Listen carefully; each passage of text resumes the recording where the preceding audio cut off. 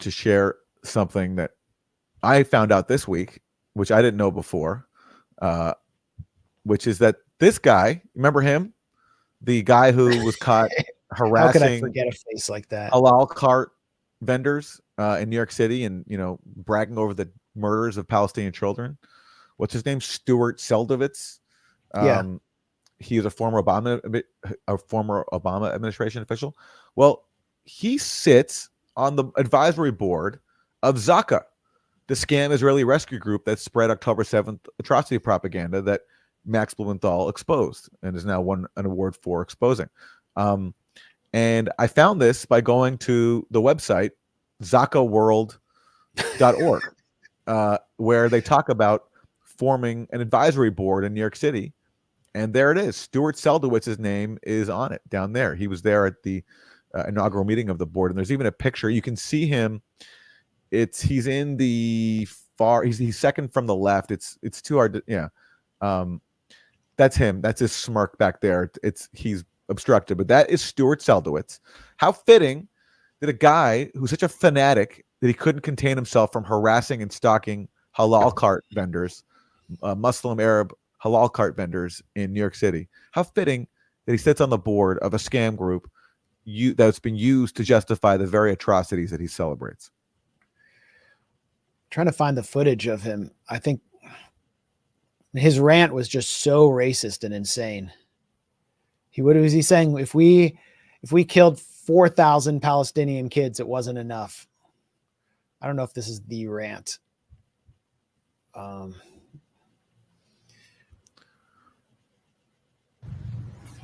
This is him still, the vendor. He was waving an Israeli flag. I hadn't seen this one before. No. Okay, go. Do you want to buy something? No, I don't. Okay, why stay here? I won't give you a penny of my money. Listen. Why stay here? What? Do you want to buy something? No. Okay, go. I don't want to go. I have a right to stay here. You have no right to be on the sidewalk. You have a permit? Yeah, I have a permit. I have everything. I have a license. Okay, but you don't have a visa. I have a passport, my friend. Go. What do you have? It's not your business. Go. Oh, it is my business because I actually know the guy who owns all these. I have an American citizen. Do you have it? American citizen? Yeah, do you have it? How did you become an American citizen? It's not your business. Go. Oh, you're right. I'm born here. But you're a terrorist. You support terrorism. Listen, go. I'm not support something. You support terrorism. I'm not some. Go. I'm just working here. You're a terrible person. You kill children, not me. What? Go. My kids? What about my kids? You kill children, not me. Go. I didn't kill children. Okay, why stay here? You know why? If we killed 4,000 Palestinian kids, you know what? It wasn't enough. It wasn't enough. Go. So that's, this is New York ZAKA's board member, Stuart Seldowitz, who actually was arrested for serially harassing these halal cart vendors. He's a criminal. He's a hate criminal. But you can really see the mentality of that organization. They're genocidal. They want to justify what Israel's doing. And they, as Haaretz reported, they actually supplanted Israel's military rescue divisions, the Home Front Command. They supplanted them after October 7th and came in with no coronary credentials, no forensic experience, and took charge of collecting all these bodies and then lying about it.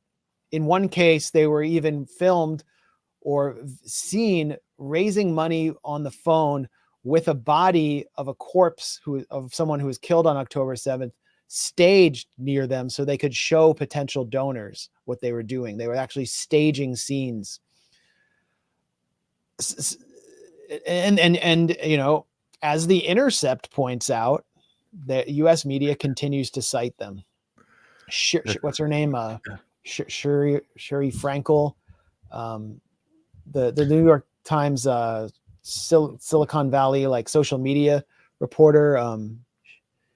She did a puff piece on ZAKA this year. So yeah, I forgot the line she used to downplay the fact that they've been caught lying multiple times, but it was such a whitewash. It was, again, the Times' artful way of covering up just fraud. But it was, yeah. It was that guy Yossi Landau who was responsible for so many of the bogus testimonies about beheaded babies and the fetus cut from a pregnant woman who was killed. He told her, "I really wish I could have taken photographs, but it wasn't allowed." And then we learned from Haaretz that they took many photographs, so many, because they wanted to fundraise off of them. So he just lied. Yeah, this is a classic example here. Let me show you how the Times spins ZAKA's lies. Okay, and again, this is them. They're responding to us because at this point, you, Max, have already published your pieces well before this debunking ZAKA. So they're responding to us, but they can't name us because they just refuse to do that. Like The Intercept, some activists, of course, they can't acknowledge journalism. They have to call us activists. Some activists, who they won't name, seeking to deny that militants raped and mutilated victims on October 7th, have said ZAKA volunteers' testimony is unreliable because the men are not medical experts or police officers trained in investigating sex crimes. That's actually not really what we said. We said was that they were caught lying, spreading fabricated claims, and that they acknowledged that they destroyed forensic evidence. That's what we said. And then she goes on to say some ZAKA members have given misleading accounts to the news media, and some imposters posing as volunteers have given false information in the group's names.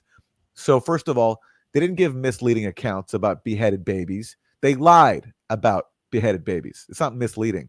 And this thing about imposters posing as volunteers, is that an attempt to suggest that the people who were caught lying weren't actually a part of ZAKA? That's what it reads like to me. What's the reporter's name? Sherry Frankel or Sherry Frankel, yeah. Shira Frankel. Shira Frankel. Yeah, I met her once when she was at McClatchy, Uh-huh. the wire service, when she was in Israel. She was reporting from Israel. And a reporter there later showed me a photo of her and the Wall Street Journal correspondent taking a shot with an IDF, Israeli army spokesman, at his birthday party at a Tel Aviv bar, and they were all like raising shots to him. And it didn't shock me at all, because that's how the media, like the international press, is there. So there you go. This is such a huge scandal, and there needs to be consequences, but there probably won't be. And this is why just everybody hates mainstream media.